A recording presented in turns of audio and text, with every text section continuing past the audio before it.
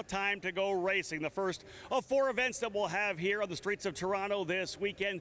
Getting set to go with the Cooper Tires Grand Prix of Toronto for USF 2000. Let's have a look at the grid of the 16 drivers getting set to fire things up today. Starting on row number 8 of the tail of the field, an issue in qualifying, no time put in, so he's going to start at the very back. This is a driver to watch, a top 5 competitor this year, a number of podium finishes from New Zealand in the Corpay exclusive Autosport. Number 92 machine Billy Fraser starting from the tail of the field in 16th. Inside of Billy, it's Frederick Lund from Nicaragua in the number 7, racing with J. Howard Driver Development. He'll start in the 15th position. Up now to row number 7 on the outside from Mexico, continuing our international field here. Jorge Garcias in the number 9 for J. Howard Driver Development, the rookie starting in the 14th spot. Inside, the only Canadian we have right now on the road to Indy, it's Thomas Naveau for D-Force Racing out of Oka, Quebec, Canada in the number 10 machine. Watch for Naveau to work his way forward in that blue and white number 10, a race winner last year at Road America. Moving now up into row number 6 on the outside, Nicholas D'Orlando from Hartsdale, New York in the number 91 starting in 12th. And on the inside from Princeton, New Jersey for D-Force Racing, it's the number 11 of Dylan Christie. Working our way into the top 10 now. Again, this is USF 2000, the first rung of the road to Indy. We'll have on the outside Bajoy Garg in the number 12 position, number 12 for D-Force Racing. He'll start 10th. Inside for J. Howard Driver Development, a solid qualifying effort from the rookie out of Ohio, Ivagoras Papasavas in the number 6, starting in 9th. Row number 4 on the outside from California, Nikki Hayes, a rookie for Cape Motorsports in the number 5 starting 8th. And from St. Louis, Missouri for Turn 3 Motorsport, it is Spike Kohlbecker in the number 33. Kohlbecker has spent a lot of time up here in Canada running up at Canadian Tire Motorsports Park in the F1600 program earlier in his career. Excited to be back here in Toronto this weekend in the number 33. Row 3 will have Christian Weir out of Naperville, Illinois on the outside for Turn 3 Motorsports. Has shown fantastic speed out of the gate here on the streets of Toronto. Was trending to try to get a pole position run in qualifying, but a minor issue set him back. He'll start on the outside of row number 3. It'll be a P6 starting spot for the 32 of Christian Weir. Inside of that row, a driver with multiple race wins this year, runner-up in the USF 2000 program last year, right in the middle of a championship battle right now from Hartsdale in New York. His brother starting down in 12th. I'm talking about Michael D'Orlando from Cape Motorsports in the white number 4. He'll start on the inside of row 3, another driver to keep an eye on, trying to work his way forward. Up now to row number 2. This young driver has really stepped things up over the second half of the season. From New Zealand, just 16 years of age, the rookie for exclusive Autosport, Jacob Douglas in the number 90, starting in the 4th position, his best career starting spot. And on the inside of that row, starting in 3rd, out of New York, for the Pabst Racing, your point leader in the number 22, multiple-time race winner this year, Miles Rowe in the number 22, starting in 3rd. Moving now into row number 1. 16 drivers in total, 2 on the front row. Off pole, 3rd generation driver, Jagger Jones, the rookie in the number 3 for Cape Motorsports. His best start, watch for Jagger to attack early. He'll start on the inside, the outside rather, of row 1, but the driver who put the car on the pole position, in fact, poles in both races, a 113.062 for race number 1. Jace Denmark out of Scottsdale, Arizona in that number 23 for Pabst Racing, starting on the pole position. It'll be Denmark and Jones on row 1, Rowe and Douglas on row 2, D'Orlando and Weir on row 3, Kohlbecker and Hayes on row 4, Papasavas and Garg on row 5, Christie and D'Orlando on row 6. Row 7 will have Naveau and Garcias, and row 8, Lund and Fraser. Again, I mentioned the international field we have this weekend here in the USF 2000 program. We talked about drivers from New Zealand, Billy Fraser and Jacob Douglas, from Nicaragua for Frederick Lund, Mexico for Garcias. A number of American drivers in the field, as we know, and we'll see more of that when we head into Indy Pro 2000. Drivers from England, from Ireland, U.S., Canada. A great field of drivers this year on the road to Indy, presented by Cooper Tires. So, of course, the AMR safety crew out on the racetrack, making sure everything's cleaned up and good to go for the drivers. Our first race, of course, of 4 that we'll have for the road to Indy here this weekend. Double headers for both USF 2000 and Indy Pro 2000. Drivers here in USF 2000 racing for a scholarship worth over $400,000 to move them into the Indy Pro 2000 category next year. Really, that is the differing point of any other program around the world. The scholarship program we have for our Road to Indy drivers who started the Lucas Oil School of Racing, winning a scholarship if they win that series to move to USF Juniors, our brand new series we launched this year. a juniors champion, winning a scholarship to move up to USF 2000.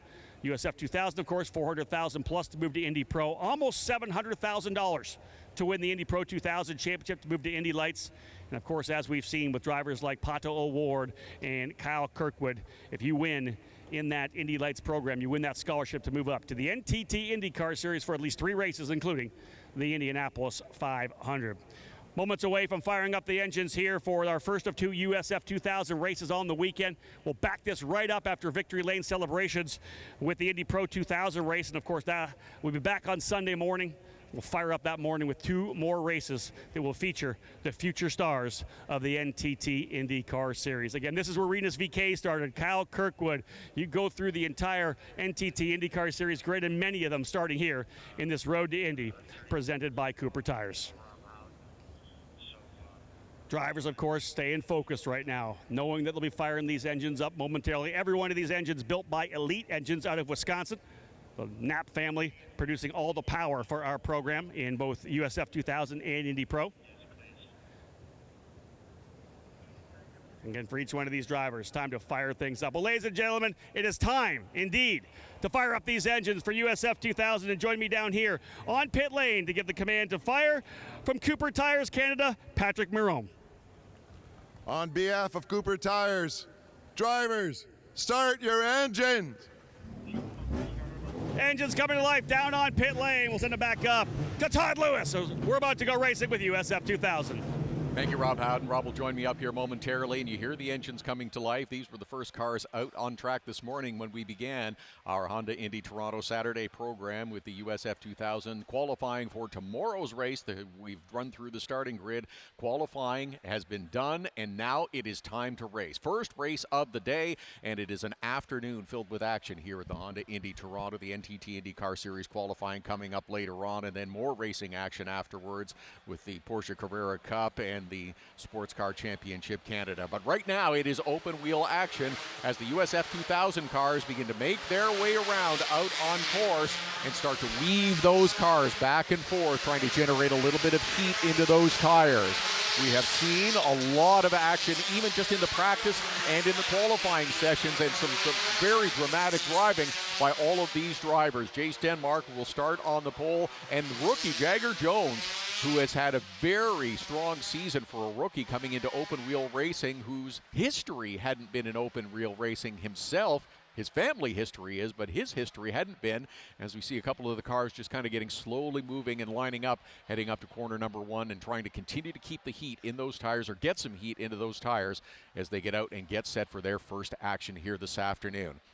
Behind the pace car now in that wide open long stretch along Lakeshore Boulevard, weaving back and forth. You see the front row of Jace Denmark and Jagger Jones. Championship leader Miles Rowe in row number 2 as well. What a terrific season he has had for the champion right now, or the championship leading Miles Rowe, with 6 consecutive podium finishes, looking to score another podium here this afternoon and hopefully move up to that number 1 spot. Of course, did have the quickest time, but endured that penalty for running past the checkered flag during the qualifying session, so he starts on the inside of row number 2.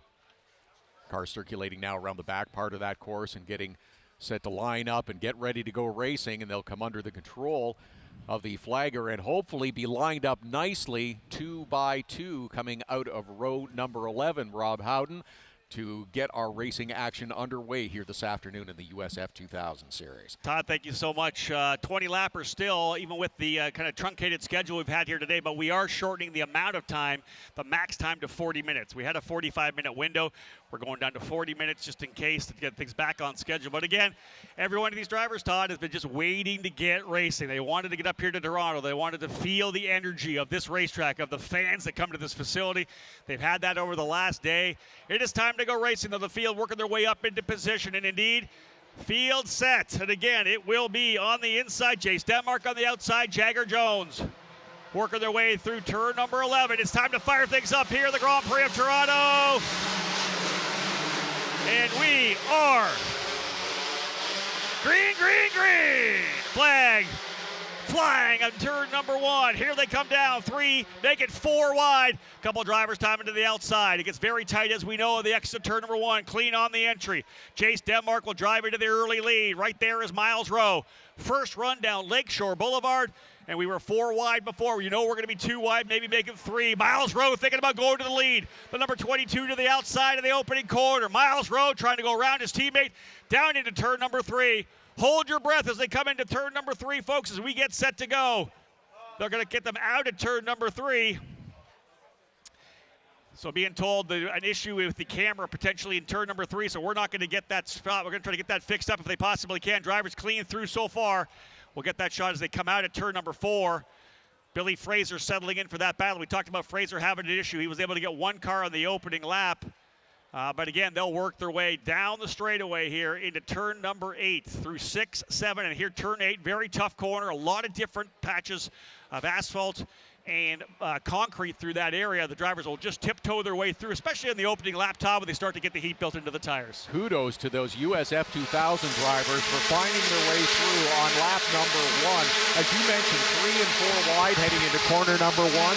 They got spread out again along Lakeshore Boulevard heading into corner number 3. Miles Rowe's been able to pick up a position and get up to second and challenge Jace Denmark, but then thought better of maybe I don't want to try to stick that car upside on the inside too early, and let's just settle in here a little bit and look for a better opening. Well, listen, to be real, if you think about the championship coming in, right, Rowe ahead of D'Orlando, as long as he's in front of Michael D'Orlando on the racetrack, it's a win for that situation. It expands the lead. You find yourself on the wall here, and you've really ruined everything. Everybody kind of stacking up coming out of turn number 4. As we said, an issue with our camera in turn number 3, so not able to get that camera down into the corner for you. You can see these drivers scrapping it out there. Some potential contact there. Whoa, wide run there for Nicky Hayes as he's able to hold on to the spot. Jacob Douglas diving into the P5 position. So Douglas, the young Kiwi, now up into the 5th. But it's Denmark, Rowe, Jones, and D'Orlando. A couple of Pabst racing cars. And then the 2 drivers from Cape Motorsports, P3 and P4. Good scrap up at the front with those first 4 cars battling for position. You saw that skid of Nicky Hayes coming through corner 5. We've talked a bit about it. That is a very slick corner. The drivers really having to hang on as they come around to complete lap number 2 with still Jace Denmark out in front of Miles Rowe. Yeah, definitely stacking up a little bit further back as well. You can see that gap at the back there as they're trying to go side by side. I believe that might be, I think, Weir. Yeah, it's Christian Weir and Bajoy Garg. Weir in the 32, Garg in the 12. And a big lineup behind them. Weir, Garg, Nick D'Orlando, Papasavas, Christie, and Nouveau all right there. Half a second back to Billy Fraser, who's got 2 spots here earlier. So a position per lap for Billy Fraser as he's trying to get himself back up there again. A half a second currently behind Thomas Nouveau. Oh, trouble there for Jones. Really threw it deep into turn number 3. Watch him chase the car up the track on the exit over to turn number 4. Keep your head back down. Denmark, Rowe, Jones, and D'Orlando, the top 4 drivers, separated by just about a second and a half over the second lap. And you can see Billy Fraser, P5, further back there. He's got a big gap back as well to Spike Kohlbecker in the number 33. Looks like we might have had a change for the lead, and Miles Rowe might have jumped out in front of Jace Denmark as they came up through the back part of the course. Let's pick that one up if we possibly can as they work their way through that corner. Not there. Yeah, indeed. Miles Rowe's gone to P1. Rowe has gone to the lead. 2 wins at Mid-Ohio and now finds himself running pretty strongly here as he has got himself back up to the front.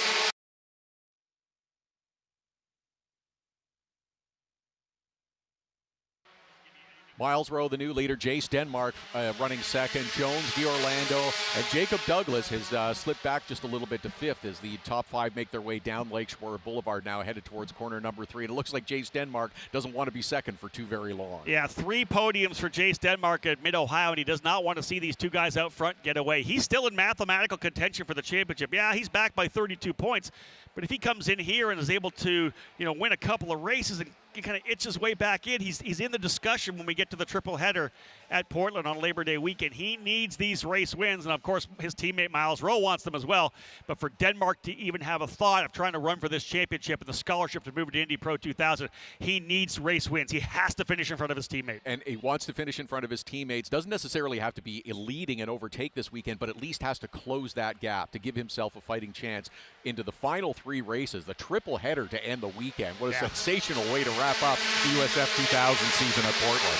And so many points up for grabs on that finale, as we said. 99 points all total on offer for the three-race win sweep. We'll see whether or not someone steps up. But right now, the guy who has stepped up is Miles Rowe. Now, I did say at the intro that back-to-back pole positions for Jace Denmark. But as you had illustrated, it actually wasn't Denmark P1 in the opening race. It was actually Miles Rowe, but he blew the checkered flag, came through another lap around the racetrack, and that is a no-no on these events. You have to heed the flags.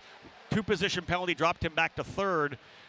So indeed, Rowe back out where he was in terms of pace. You can see the top three drivers, or top four, plus Jacob Douglas in the exclusive Autosport number 90. A great run here for Douglas right now, as he's actually kind of closing up a little bit here on D. Orlando, matching the lap times of both Jones and D. Orlando last time by. But Todd, these two Pabst Racing drivers starting to stretch away a bit. 0.2 of a second a lap. The gap now 0.7 back to Jagger Jones. 5 laps in, and it's Rowe and Denmark who are going back and forth looking for an opening in terms of Jace Denmark looking to regain the lead. And Miles Rowe wants to keep glancing in his mirrors and hopefully keeping Jace Denmark well behind him as they come around through corner number 11 and see how close they get to that wall. You want to carry all the speed you can through corner number 11 and set yourself up for that front straightaway. Drift over to the left and then make that big right-hander into corner number 1. Yeah. And Miles Rowe really putting down the lap times he needs to stretch away. First driver to go into the 112s, a purple lap time. Fastest driver on the racetrack, Miles Rowe. He's extended his lead to almost 0.8 of a second now back to his teammate Jace Denmark. And again, this is another thing for he and D. Orlando. He's trying to win races, trying to eke out that gap. Another side-by-side battle further back. Christian Weir on the inside, Bajoy Garg on the outside. That, I believe, is what, 8th, 9th, 10th, 11th, and 12th, all lining up right there. Dylan Christie in it as well. Here's the shot from the tail, the exit essentially of turn number 5 through turn number 6, flat out for these drivers, and often you'll see the car kind of wiggle a bit through turn 6 because they really are running it on the ragged edge, but it has to be flat out if they're going to carry the speed they need into this corner here, Todd, turn number 8. Yeah, that's a key passing zone if you get the opportunity, but it starts much earlier, coming out of corner number 5 and carrying the speed, as you mentioned, through 6, 7, and then towards 8. You see the car stepping out there. Look like Jagger Jones, who's had a couple of incidents like that, with just the back end wants to step out. If you catch one of those bumps the wrong way, it'll just push the back end of the car out a little bit, and that means now you have to correct, now you have to catch it, and that means you're losing time. Rowe with the lead by over a second now. Denmark second, Jones third, D. Orlando fourth, Douglas in fifth. 6th is Hayes, 7th is Kohlbecker, 8th is Christian Weir. He's got everybody behind him. Nicholas D. Orlando gets by Garg, so move Nick D. Orlando up into the 9th spot. Bajoy Garg 10th, Papa Savas in 11th, Dylan Christie in 12th, Thomas Naveau in 13th, Billy Fraser 14th, Frederick Lund and Jorge Garcias round out the 16 drivers on the field. 6 laps down of a scheduled 20 right now, and drivers settling into mid-race pace. Long way to go still. And we mentioned a bit about early in qualifying about the tire strategy. They have essentially 3 sets of tires for 4 sessions, for 2 qualifying and 2 races. So there's going to be a race where you're on that used rubber, and a number of teams, as we know, Todd, doubled up on Cooper tires potentially in the qualifying run as well. Looking for that best starting position that they could find during the qualifying sessions. So that's the price that you pay during the race, if you're going to have to use those old set of Cooper tires and have them last during the race. So now that we're 8 laps in, is this the point where, okay, I've got to manage my tires to have something left for the end? I want to push, I want to look for an opening, but I can't be too aggressive now because I've got to make these tires last. Yeah, and if you do that, if you're the guy that's made your tires last better than anybody, you're going to be stronger over that last 5, 6, 7 laps. That's when we oftentimes see the gaps that have developed shrink down significantly. We'll see last lap passes based on drivers who have taken care of their tires. I will say this, Miles Rowe is just nailing the lap times right now. A 1:12.676, his fast lap last time by. He just gets quicker and quicker, that number 22 machine for Pabst Racing. And Pabst running 1-2 on the racetrack with Miles Rowe and Jace Denmark. I remember talking to Augie Pabst at Mid-Ohio, and after they had won that race, and he said, I just want to win a driver's championship. He's won the team championship before. If you're a Road to Indy fan and have watched it for many years, there was a run where it was very hard to beat Cape Motorsports. They won, I think, 8 of 9 championships, 8 of 10. It's the competition level has stepped up quite a bit in the road to Indy, where we have a lot of different teams with the ability to win. We've seen that happen before. Drivers from Turn 3 Motorsports, from J. Howard Driver Development, Exclusive Autosport, Cape, Paps, as I had said, D-Force Racing have been able to win. D-Force won the championship last year with Kiko Porto. But Augie Paps wants that driver championship. And maybe it's going to be Miles Rowe this year. He is stepping up right now when challenged. D'Orlando's still there, P4. But the Rowe story, we could talk about it throughout the race, because this is a kid that hadn't raced for 4 years. Essentially, Will Power finding him at GoPro Motorplex and kind of getting things set up with the Force Indy Drive for Diversity through Penske Entertainment, and got a chance to run the USF 2000 car last year with Force Indy. The Force Indy team refocusing on Indy Lights this year with Ernie Francis Jr., so kind of sitting on the sidelines. Miles Rowe, who had a strong but up and down, inconsistent rookie season last year, was able to win at New Jersey. Had just enough budget to kind of start the season this year. Had a huge wreck in the opening race at St. Petersburg, which ate up a lot of that budget, but came back the next day, showing his mental fortitude, and won after wrecking on the final lap, going for the win on Saturday. He gets the victory, and that has started essentially the momentum, I think, for him. He won at Barber Motorsports Park. He just started winning races. This is a young driver right now that you need to talk about, you need to look at in terms of potentially getting into Indy Pro 2000 and maybe the NTT IndyCar Series in 4 or 5 years. He is a captivating story, Miles Rowe, to Indeed. listen and watch as you chronicle nicely his racing career as it has moved forward. The other part of that is he's completed his education with a film and screen study degree at Pace University in New York, which is sensational that he's been able to run both of those paths essentially at the same time. But he's a very engaging guy to talk with. How do you have that parallel, Todd? Because you think they're kind of different, right? You've got he's an artist. Like, you follow him on social media, the photography that he does. He's that artist, that focus.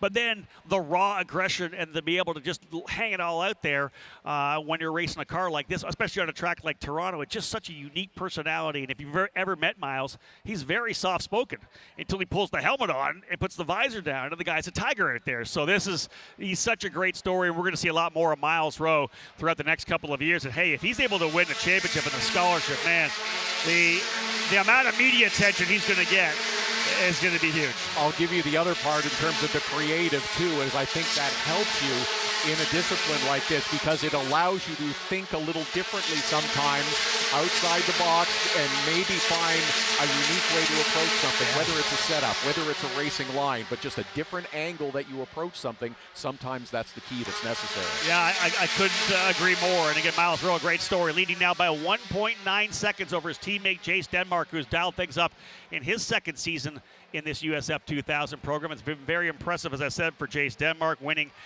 He won actually that race in St. Petersburg when Thomas Nouveau and Miles Rowe got together in turn number 2 and 3 at the very end of the race. So he kind of got that victory, but he backed it up at Road America with a decisive win there, and I think that was good for him. It's kind of handed the win at St. Petersburg with the wreck in front of him, but was able to get a really strong win at Road America. But then he followed that up with a fantastic weekend at Mid-Ohio, probably the breakthrough weekend, even more so than the win at Road America. For Jace Denmark, the Arizona driver, the breakthrough at Mid-Ohio.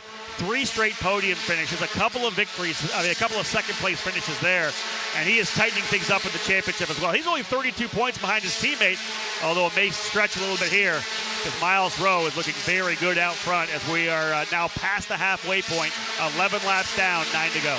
And Miles Rowe is getting faster as we move through this race as well. He was the first driver to turn a sub-113 lap during this USF 2000 race. He has continued to get quicker, and now a 112.3, and Jace Denmark can only outmuster a 112.7, so increasing his lead once again as we pass the halfway point. Rowe, Denmark, Jones, D'Orlando, and Douglas, the top 5. You got to go another 2 seconds back to Nicky Hayes in 6th, and things have kind of stretched out a bit there. Kohlbecker by himself in 7th, Weir in 8th, and he's finally been able to get that gap he needs ahead of Nicholas D'Orlando. D'Orlando, again, a pretty good run for him, started 12th. He's now up into the top 10 in the number 91 exclusive Autosport machine. Missed the first session, the practice session, so he's a full session behind, and you only get 5. So literally, qualifying 1 was his first time on the racetrack. He's been getting faster and faster. Of course, Nicholas D'Orlando, his brother Michael D'Orlando, his 3rd year in the series, really the first year for Nicholas, and he started in their USF Juniors program, so he's only a couple of races in to his USF 2000 career. I'm hoping that Nicholas is able to get back with us in 2022, because he would definitely be, I think, a championship contender. He's got a lot of talent. That's got to be an awful lot of information to absorb, jumping up from the USF Juniors program into this one. And yes, it's one step on the ladder on the road to Indy, but still the amount of information, the amount of new that you're going to have to experience and absorb in a short period of time, and missing a session, that makes it even that much more challenging. Evagoras Papasavas has come into pit lane in the number 6. So not sure what's happening there to the Jay Howard driver development pilot, but he has pulled off the racetrack into pit lane in that number 6 machine. So drop him down the order. That's going to move Dylan Christie up a spot, as it will Thomas Navoy, Bajoy Garg, Billy Fraser, Jorge Garcias, and Frederick Lund. So Papasavas, who is running 11th position, finds himself now, actually he was in 10th position, finding himself down in pit lane. So it's Rowe, Denmark, Jones, D'Orlando, and Douglas, the top 5. 6th Hayes, 7th Kohlbecker, 8th Weir, 9th D'Orlando, and Dylan Christie for D-Force Racing now up into the top 10. It seems to have settled down just a little bit. You see, though, as these tires begin to wear just a little and we get a little deeper into the run, they get a little hotter, it gets a little more slick. Some of the cars, as you're making that left-hander, just starting to jump out just a little bit. It's something to be aware of as you get towards the end of the run. Not that the Cooper tires wear out, but they do wear, and you do have to handle the car just a little bit differently as you move through the race. Battle I'm kind of watching that could come up in a little bit here is the battle for 5th between Jacob Douglas and Nicky Hayes. Hayes was 0.3 of a second quicker last time by, 1.6 seconds back, so around 5 or 6 laps he would close up. He's got 7 to get there, so we may potentially see a battle for the top 5 as Jacob Douglas in that number 90, a 1:13.1. He just doesn't have the pace running with the Jones and D'Orlando. And look at the lap there for Denmark. He must have had an issue on that lap. He went down to a 1:13.6, so look for that. Here's the battle here. This is the leader well out front. Hold it here. There is second spot, but here comes 3rd and 4th. Jagger Jones, both he and Michael D'Orlando putting the target on the gearbox of Jace Denmark. Can they close and potentially move him down to P4? And for D'Orlando, if he could do that, it gets him a spot forward, and also they're all trying to get rid of Denmark. They don't want Jace to be in the championship. They want this to be a 2-driver battle coming down. Rose doing his best, but D'Orlando, you know they're going to have their head down. They were 2/10 quicker again on Denmark, less than a second between 2nd and 3rd. Jagger Jones is the interesting kind of right in the middle of that sandwich right now with Jace Denmark, who's feeling it a little bit from Jagger Jones, but Jagger Jones also getting a little pressure from Michael D'Orlando, who continues to close up on him, just less than a half a second between all those two drivers. Yeah, and Jagger Jones, I think the biggest thing about Jagger right now is he potentially has the opportunity to get that draft. He got it down the straightaway. When you close it enough, you're going to get the draft. Now, we don't have a lot of aerodynamic downforce on these race cars. It's not too over the top, but there still is that aero wash. If you do get close behind one of the cars, especially coming through turn number 6 here, that fast right-hander, if you lose that air over the front wing, the turbulent air coming over the top of Denmark, Jones might have a little trouble getting in there. He'll get that mid-corner understeer. The car's going to want to push out a little bit, but right now doing everything he can to work his way forward.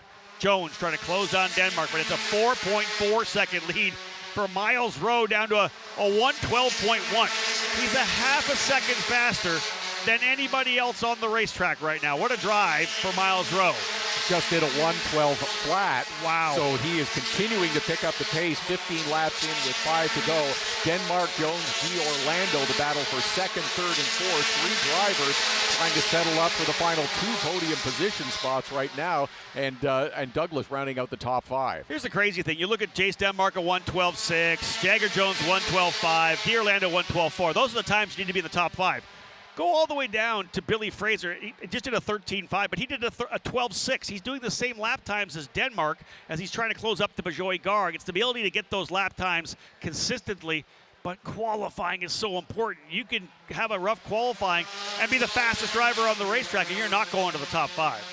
That's you're right. It's getting the fast lap during getting the one fast one during qualifying to set yourself apart, and then being able to run them consistently out on the track. But that's again the purpose of the road to Indy. It gives drivers track time, race conditions. You want to perfect your craft, and it helps you improve so that you can put on those lap times consistently during a racing event. That's what Miles Rowe is showing us here right now. 1:12 flat, 1:12 flat, just knocking out these 1:12 flats, which are a half a second faster than everyone. Jace Denmark challenged, and he steps up with a 1:12.2.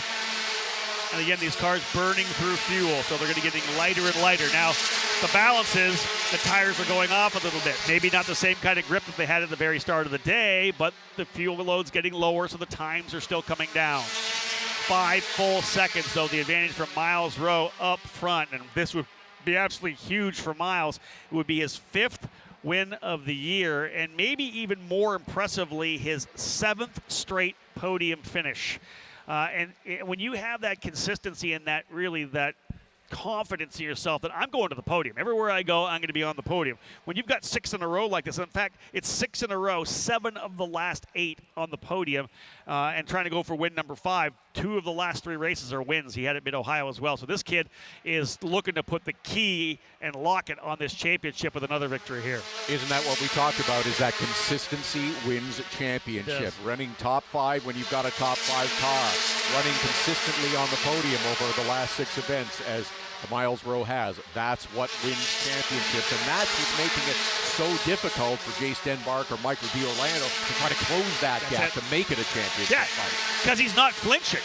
He's not making any mistakes. And that was one of the reasons we talked about the fact that early in the season he only had the budget to kind of start the program. Well, once he showed what he had, won some races, and got that consistency, Roger Penske stepped up and said, hey, listen, I'm here for you. I will support the remainder of your season with Pabst Racing. Roger Penske himself stepping up to help Miles Rowe, and he is paying this off, this trust, this confidence, by showing everything we all could have expected out of Miles Rowe. Again, this will be his 7th, if he brings it home, his 7th consecutive podium finish, 5th win of the year, but still 3 laps to go for Miles Rowe. 5.2 seconds up on Jay Stenmark, who is holding his own over Jagger Jones and Michael D'Orlando. Jones came in 4th in points, 4 podium finishes. This would be his 5th podium finish of the year. Jagger, a winner at Barber Motorsports Park. Right now, hands down, the best rookie that we have in the circuit here this year. Only 2 rookies in the top 10 in points. Everybody else second-year drivers. And that really shows. When you get into the road to Indy as a raw rookie in the program, it does take a couple of years really to get comfortable. Maybe not so much in Indy Pro 2000 because you know the tracks running USF. But for a guy like Jagger Jones, man, you just know there's such a great future ahead of him. A terrific talent, but as we talked about, his history in terms of driving isn't in open-wheel cars. No. This is a whole new experience for him, not just the tracks, but the cars and the competition as well. Yeah, right out of karting, he won a number of championships, cadet karting championships, Jagger Jones did. Ended up going stock car racing on the West Coast, a bunch of late model racing. Did a number of those programs on the West Coast, but finally said, hey, you know what? Indy's where my family is. Indy's where my heart is. Of course, the son of P.J. Jones, the grandson of the great Parnelli Jones as well. So Jagger's got it in the DNA. But from the very beginning of the season, Todd, when we talked, it was all about this is my career. This is Jagger Jones. This is my time to shine. I embrace my family's heritage, but this is for me to get it done myself, which I love about Jagger. He's focused on being his own man, doing it himself. But here we go, across the line, I believe, to put lap number 19 in the books. Indeed, the white flag flying for Miles Rowe. Could he win his 5th race of the year? That will put him 2 ahead of D'Orlando and extend that point gap to likely over 20 points. He's led the most laps of the race. He's got the fastest lap of the race already. So potential 32-point haul for Miles Rowe, the New Yorker. You wonder how much Miles Rowe thought about yesterday when he went through that checkered flag at the end of the session and missed the entrance to pit lane and was penalized, and thought, all right, I'm about to make up for it during this race. I know I've got a fast car. I know I can win on these streets of Toronto. I'm going to show it today. Put his name in the history books here in Toronto. I've said this before. When you blow the checker like that, it only better happen once in your career.